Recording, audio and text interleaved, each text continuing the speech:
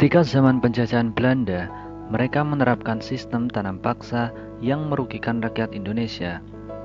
Kesengsaraan dan penderitaan penduduk yang timbul akibat tanam paksa telah menggugah hati nurani sekelompok orang-orang Belanda dengan cara melancarkan kritik. Pada tahun 1863, sistem tanam paksa mulai dihapuskan dan pemerintahan Belanda mulai menerapkan sistem ekonomi liberal, di mana dengan sistem ekonomi ini, modal-modal dari swasta ataupun asing mulai diperkenankan masuk ke Nusantara.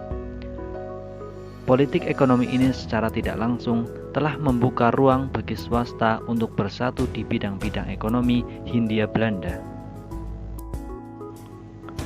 Namun, pada pelaksanaannya sistem ekonomi liberal tidak mengubah nasib rakyat pribumi. Sistem ini sama-sama mempunyai tujuan mencari keuntungan yang besar tanpa memperdulikan kesejahteraan rakyat. Sistem ekonomi tersebut menimbulkan kritik dari kaum sosialis di Belanda. Kesengsaraan rakyat dan penderitaan yang tidak ada ujungnya, tekanan terhadap rakyat yang semakin tinggi, dan tingkat kesejahteraan rakyat semakin lemah. Inilah titik mulai hadirnya sebuah ide yang dinamakan politik etis.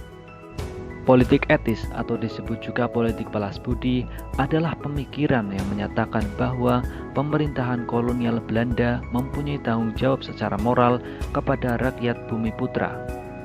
Pemikiran tersebut dapat dikatakan sebagai bentuk kritik terhadap pelaksanaan politik kolonial yang telah dilakukan oleh pemerintahan Belanda. Politik etis dipelopori oleh dua orang politikus yang berasal dari Belanda, yakni Pieter Broshoff dan Van Deventer. Pemikiran kedua politikus tersebut membuka mata pemerintah kolonial Belanda untuk lebih memperhatikan nasib wilayah jajahannya. Selain itu juga dipengaruhi oleh karya tulis dari Douwe Dekker atau Multatuli dengan karyanya yang terkenal berjudul Max Havelaar. Program politik etis meliputi tiga hal, yaitu irigasi, emigrasi, dan edukasi. Program pertama, irigasi atau pengairan, merupakan program untuk melakukan perbaikan serta pembangunan irigasi dalam bidang pengairan untuk keperluan pertanian. Hal tersebut dilakukan dalam rangka menjaga ketahanan pangan dari gagal panen akibat cuaca sehingga mencegah kelaparan di Hindia Belanda. Program kedua, yakni emigrasi, yaitu proses perbaikan dalam bidang kependudukan dengan cara mengakomodasi perpindahan penduduk dari tempat yang padat ke tempat yang lebih sedikit penduduknya.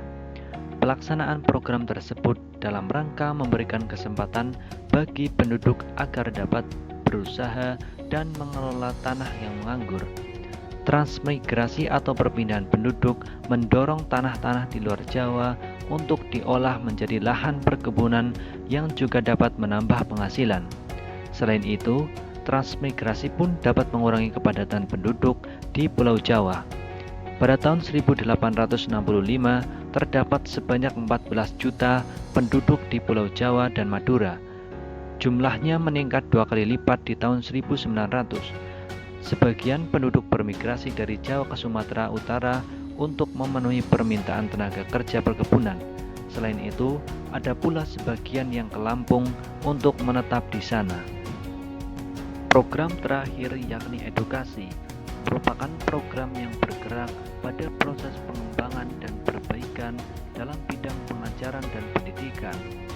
Untuk meningkatkan tingkat edukasi masyarakat Indonesia, Belanda memberikan kesempatan pendidikan kelas 1 bagi anak-anak pegawai negeri dan orang yang memiliki kedudukan atau kekayaan. Di tahun 1903 terdapat 14 sekolah di ibu kota Karesidenan dan 29 di ibu kota Afdeling. Sekolah tersebut mengajar cara membaca, menulis, berhitung, ilmu bumi, ilmu alam, sejarah, dan menggambar. Selain itu, Belanda juga menyediakan pendidikan kelas 2 bagi anak-anak pribumi golongan bawah.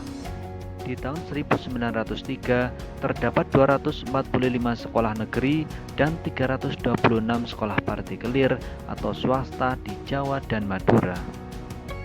Kebijakan politik etis dikeluarkan oleh Ratu Belanda Wilhelmina pada tahun 1899. Kebijakan tersebut keluar tidak lain karena kritik dari seorang tokoh Belanda yang bernama Van Deventer. Ia dituangkan kritiknya melalui sebuah tulisan yang dimuat oleh majalah De Gids. Karena pemerintah Belanda telah begitu lama mengambil keuntungan yang besar dari tanah Hindia Belanda, sedangkan rakyat pribumi menderita, sehingga pemerintah Belanda memiliki kewajiban moral untuk membalas budi dengan cara memperbaiki kesejahteraan rakyat. Kebijakan etis mulai dicanangkan pemerintah Belanda pada awal abad ke-20. 3 program utama yang dibuat dalam politik etis, yaitu edukasi, irigasi, transmigrasi, diharapkan dapat membawa kemajuan besar di Hindia Belanda. Namun, terlepas dari harapan yang muluk, pencapaian politik etis jauh lebih sederhana. Dalam praktiknya, tetap disalahgunakan untuk kepentingan dan keuntungan Belanda. Ide gagasan yang mulia tersebut pada akhirnya terjadi penyimpangan pada pelaksanaannya. Penyimpangan tersebut terjadi di tiap gagasan program. Pada program irigasi, penyimpangan terjadi pada pemilihan tanah-tanah yang dibuat irigasi. Tanah-tanah yang dipilih hanya tanah-tanah subur untuk perkebunan swasta milik Belanda. Tanah perkebunan milik rakyat pun akhirnya tidak teraliri air dari saluran irigasi yang telah dibuat. Lalu, pada program emigrasi, penyimpangan pada pemilihan wilayah di luar Pulau Jawa, yakni pada daerah-daerah yang dikembangkan perkebunan milik Belanda. Hal tersebut terjadi lantaran adanya permintaan besar akan tenaga kerja yang dibutuhkan di daerah tersebut, seperti perkebunan di Sumatera, khususnya di Delhi. Di daerah tersebut, rakyat Nusantara dijadikan sebagai kulit kontrak, sedangkan emigrasi yang ditujukan ke Lampung bersifat menetap. Program pendidikan hanya menghasilkan tenaga-tenaga administrasi yang terampil dan murah. Selain itu, pendidikan itu dibuka hanya untuk anak-anak pegawai negeri dan orang-orang kalangan mampu. Hal tersebut akhirnya melahirkan diskriminasi pendidikan dengan membedakan kelas pendidik. Terlepas dari kenyataan bahwa politik etis menghadirkan keuntungan tersendiri bagi kalangan swasta, ada manfaat yang dibawa oleh politik etis yang bahkan masih kita rasakan sampai sekarang.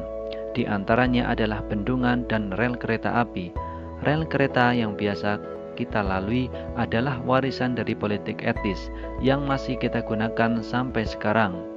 Demikian juga bendungan-bendungan yang sampai sekarang masih digunakan sebagai tempat penampungan air.